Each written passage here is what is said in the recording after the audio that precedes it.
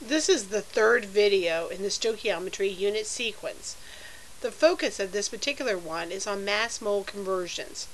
By the end of this video, you're going to be able to use factor label method in order to convert between mass and moles of a compound or molecule. In order to make your time effective with this video, pull out your periodic table, the calculator you plan to use on tests and quizzes, your notes and capture sheet, and your pencil. Keep in mind that a really good use of the videos is to stop them and replay them whenever you're confused.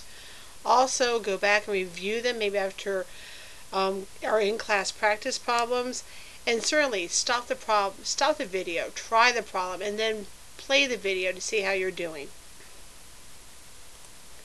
First off, why do we want to be able to convert between moles and mass? Why is that going to be something that's important? Well, as we've said in the past, atoms, molecules, compounds are all too small to see, and they're certainly going to be too hard to count. This is going to take too much time even if you could see them. So you need a quick way to determine how much of a substance you have in the lab. If you know the mass of your substance, you can then convert it into moles. And then from this, you can find out how much mass you need to have when you know how many moles are required to do a lab. Let's get started. Our first problem, how many moles are present in 125 grams of water? As always, we want to start with our given and multiply that by the conversion factor in order to find the answer. So what is the conversion factor in this case? What's our relationship between grams and moles? In the past, we have converted the molar mass of water. And we found that out to be 18.02 grams per moles. Now, what is that going to mean for us? That means that if we have 18.02 grams, we have 1 mole. In other words, 1 mole is equal to 18.02 grams.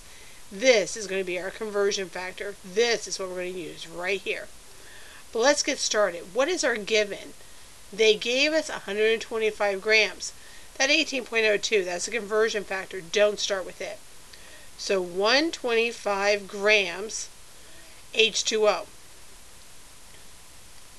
times by our conversion factor is going to give us the answer. So what do we do with the conversion factor? Where does the 1 mole go and where does the 18 grams go? Well, as before, whatever this unit is going to go down to the next square. So we're going to put grams of H2O in the bottom. Before we go on, we take a look at our conversion factor. What goes with the grams? 18 goes with the grams. 18.02 goes on the bottom. The rest of your conversion factor goes on the top.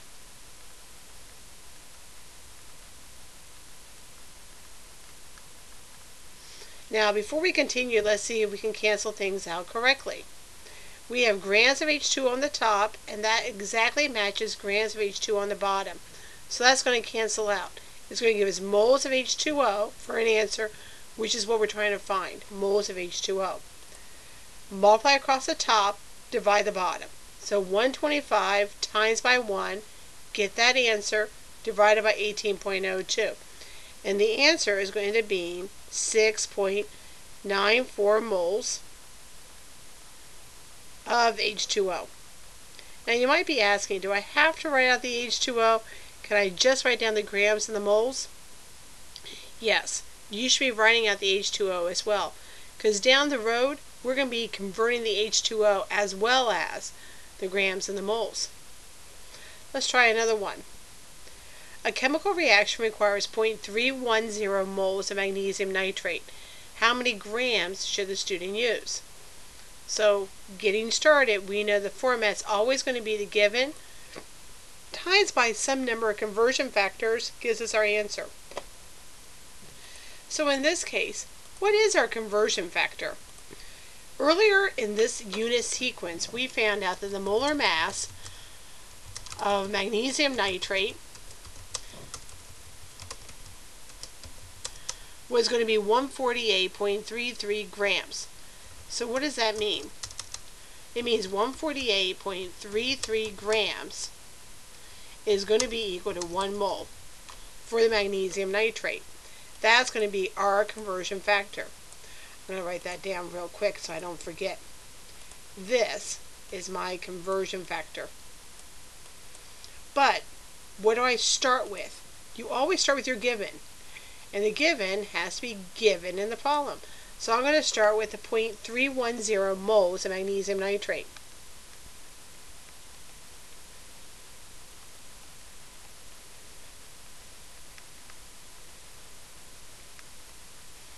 I'm going to put a 0 in front, just make that decimal kind of stand out. Then I'm going to times it by my conversion factor. Now my conversion factor, I need to figure out which one goes on the top and which one goes on the bottom. How do you know? Well, as always, that unit has to come down. So moles of magnesium nitrate goes on the bottom. From looking at my conversion factor up above, what number goes with the moles? Right here. It's 1 goes with the moles, so 1 goes on the bottom with the moles, and the rest of the conversion factor goes on the top. 148.33 grams magnesium nitrate. Are you seeing how the units end up telling you what to do? You should not be memorizing what goes on the top and the bottom. In this case, 1 mole went on the bottom. Over here, though, the grams went on the bottom and the 1 went on the top. So it's not about memorizing each problem and where the numbers go. It's about remembering whatever this unit is, he has to go on the bottom. And that tells you where that part of the conversion factor goes and where the rest of it goes. Okay, before we get started, though, on our actual calculation, let's cancel out our units. We have moles of magnesium nitrate on the top, so that's going to cancel here. Moles of magnesium nitrate on the bottom. Then we're going to do our math in the calculator. Multiply across the top, divide on the bottoms. So 0.310 times by 148.33 divided by 1 gives us our answer. And the answer, after we round it to 3 significant figures, is 46.0 grams of magnesium nitrate. And that's it. Once again, start with the given. No matter what, you can always find the given and put it down. Then use your conversion factor. Write down your conversion factor someplace. Show me what you think your conversion factor is. Then whatever that unit is, bring it down. Use that part of the conversion factor on the bottom, the rest of it on the top, and then do the math. Okay, a good idea at this point in time would be to stop, try this problem we have on the screen, and then when you're ready, start back at the video and see what you know. Okay, any problem, we always want to start with our given, times that by our conversion factor, sometimes more than 1, to get the answer. So in this case, what are we trying to find out? We have 2 grams of sugar. We are given the formula, C6H12O6. How many moles of sugar was in the gum? So we need the relationship between grams and moles. So once again, we're using the molar mass. Now in the past, I've used molar masses of compounds that you've already calculated in videos. In this case, we didn't. So you would have had to look up the molar mass of C6H12O6 by doing your calculation. If you forgot how to do this, go back to your prior video and see. But you should have got a 180.18 grams equals 1 mole. And you always want to write that down so that if you did do any kind of mistake on your calculation, the grader can see what you did correct and give you credit for that part of it. Okay, let's get started. We need to have our given. This is not the given. That's the conversion factor. We're going to write that down so we don't forget. The given has to be given, so the given is your 2 grams. So we're going to start with the 2.00 grams of sugar. Now, if you want to write out sugar or C6H12O6, either one is fine because they mean the same thing. Now we're going to times that by our conversion factor, C conversion factor. Now what's going to go on the bottom? If you look up here and you're trying to memorize, it's going to be hard to do. You want to take this unit and bring it down. So grams goes on the bottom.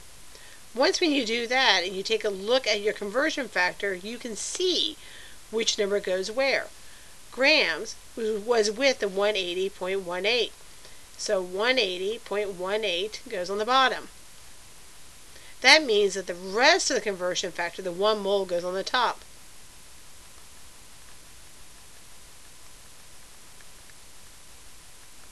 Now, before we continue, let's make sure that our units cancel out properly. We have grams of C6H12O6 on the top and the bottom. So the unit cancels. Our answer would be in moles of C6H12O6, which is what we want.